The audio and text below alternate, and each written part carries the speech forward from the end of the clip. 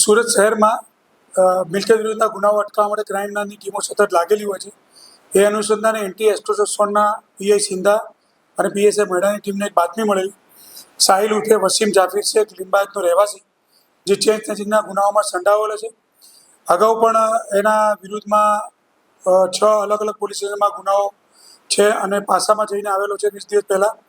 એવી બાતમી આધારે આ આરોપીને લાવી સઘન પૂછપરછ કરતા અત્રે પાલ પોલીસ સ્ટેશનના એક ગુનામાં એને ચેન સ્નેચિંગ કરેલું હતું. જે આધારે લાવીને વગર પૂછપરછ કરતા એની પાસેથી 3,38,000 રૂપિયાનો મુદ્દામાલ મળી આવેલ છે.